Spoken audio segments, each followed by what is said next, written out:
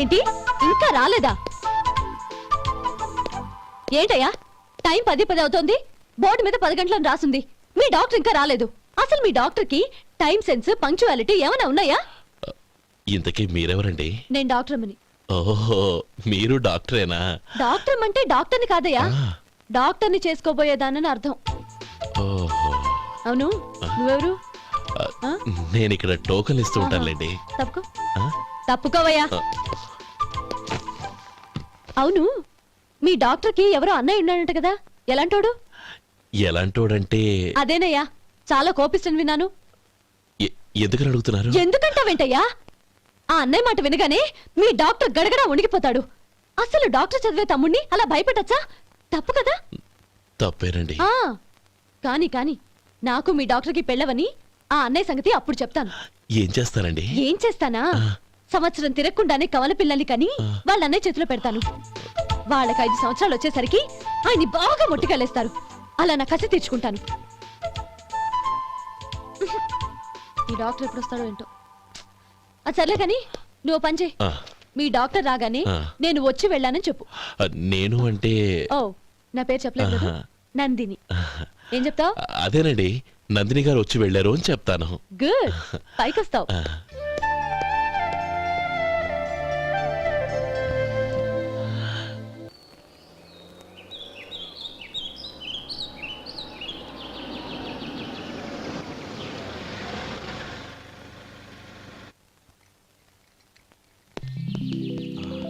నువ్వు ఇక్కడే ఉండు, అన్నయ్య మూడు ఎలా ఉందో చూసి నేను లోపలికి తీసుకెళ్తాను. ఓకే? అలాగే.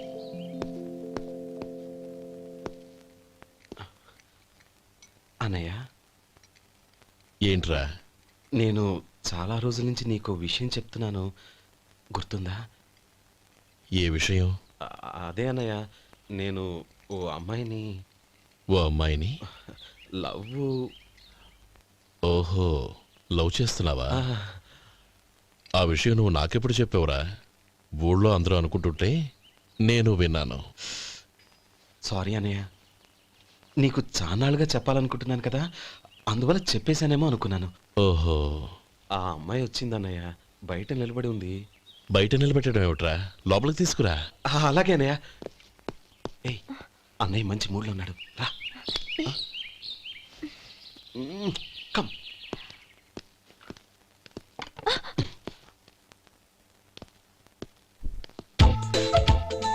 ఎందుకంటావేంటయ్యా? ఆ అన్నయ్య మాట వినగానే మీ డాక్టర్ గడగడా వణికిపోతాడు. అసలు డాక్టర్ చదివే తమ్ముడిని అలా భయపెట్టచ్చా? తప్పు కదా? తప్పేనండి. నమస్కారం. అదేంట్రా, మనిషో పక్కనుంటే నమస్కారం ఇంకో పక్కన ఉంది? అది మర్యాద అన్నయ్య, మర్యాద. ఆహా, అవును, నీ పేరేంటమ్మా? నందిని. నందిని అన్నయ్య. ఏ, ఆ మొక్క తను చెప్పలేదా? పెద్దలంటే మహాగౌరవం అన్నయ్య, మేమిద్దరం ఇంత క్లోజ్ ఫ్రెండ్స్ కదా, ఆయన నాతో కూడా ఎక్కువ మాట్లాడదు. ఓహో కదా. నాకు మీ డాక్టర్ కి పెళ్ళవని అప్పుడు అన్నయ్య సంగతి చెప్తాను. ఏం చేస్తారండి? ఏం చేస్తానా, సంవత్సరం తిరగకుండానే కవల పిల్లల్ని కని వాళ్ళ అన్నయ్య చేతిలో పెడతాను. వాళ్ళకి 5 సంవత్సరాలు వచ్చేసరికి ఆయన్ని బాగా ముట్టిగలేస్తారు. అవును, అమ్మాయి మోహం చూడకుండా నిర్ణయం ఎలా తీసుకోనరా? తలెత్తు.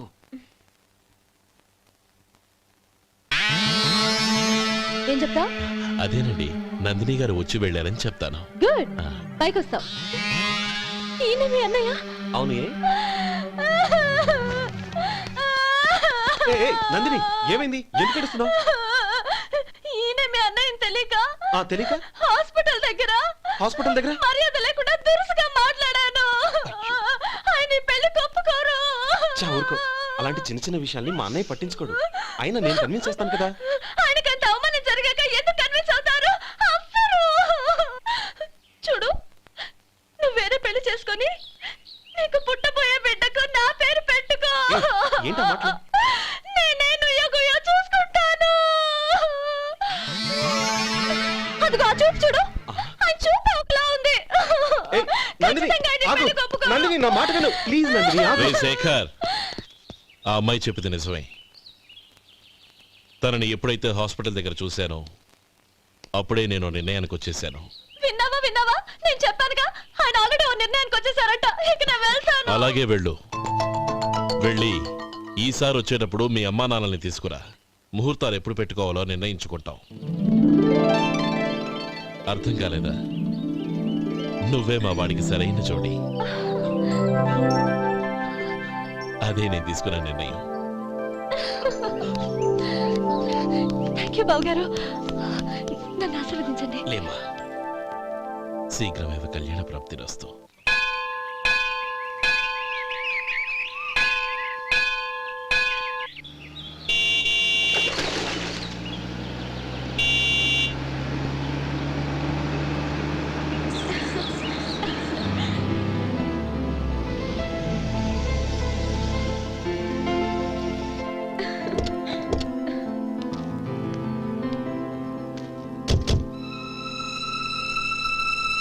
రామా,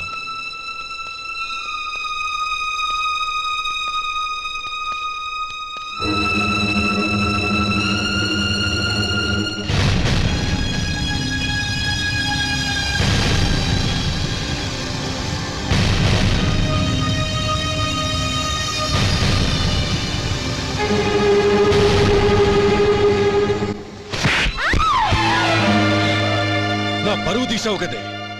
ఒక బెచ్చగాడిని నువ్వు కోరుకున్న వాడికి ఇచ్చి చేసేవాడిని. కానీ నువ్వు ఎవరిని ప్రేమించావో తెలుసా? ఎవడి నీడ సోకితే పంచమహాపాతకాలు అంటుకుంటాయనుకుంటున్నానో వాడి తమ్ముణ్ణి. ఆ రోజు ఆ గోపాలం గడు నిశ్చితార్థం వరకు వచ్చి నా చెల్లెల్ని చేసుకొని వెళ్ళిపోయాడు. ఆ ఆవేశంలో తొందరపడి ఓ పొరుగురు వాడికి నా చెల్లెల్ని ఇచ్చి పెళ్లి చేశాను. ఆ తర్వాత తెలిసింది వాడికి అంతకుముందే పెళ్లి అయిపోయిందని. వాడు పెళ్ళైన వాడైనా పర్వాలేదు, పరమ దుర్మార్గుడు. ఇంకొకరిని ప్రేమించిన దానివేగా అని దెప్పి పడుస్తూ నా చెల్లెలికి మాటలతోనే నరకం చూపించాడు. అటు ప్రేమించిన వాడు దగా చేశాడు, ఇటు చేసుకున్నవాడు కిరాతకుడు. ఇలా చిత్రవధ అనుభవించి అనుభవించి నా చెల్లెలు ఒకరోజు స్టవ్ పేలిపోయి చనిపోయింది. దీనికంతటికీ కారణం ఎవరు? వాడు అన్న. అటువంటి వాడింటికి కోడలుగా వెళ్తావా? ఒక్క మాట చెప్తున్నాను విను. నువ్వు జీవితాంతం పెళ్లి చేసుకోకుండా ఇంట్లో పడినా పర్వాలేదు, కానీ వాడి తమ్ముడితో మాత్రం నీ పెళ్లి జరగదు. రేయ్, పురోహితుని రమ్మని చెప్పు. వచ్చే ముహూర్తంలోనే నీకు నందినికి పెళ్లి.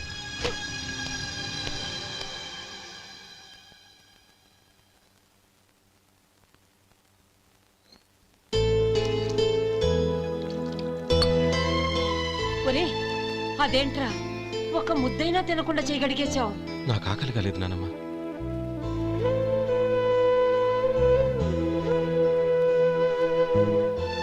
ఆ అమ్మాయి చాలా మంచిది, చదువుకున్న పిల్ల, మనందరికీ బాగా నచ్చింది. కానీ ఆ లక్ష్మీపతి గారి గురించి ఆలోచిస్తేనే నాకు భయం వేస్తోంది. వాడు మన కుటుంబం ఎప్పుడెప్పుడు విడిపోతుందా అని ఎదురు చూస్తున్నాడు. అన్నయ్య, ఆ అమ్మాయే కాదు, ఈ ప్రపంచంలో మన కుటుంబం కంటే నాకేది ఎక్కువ కాదు. ఆ పెళ్లి గురించి నేను మర్చిపోయాను, మీరు మర్చిపోండి.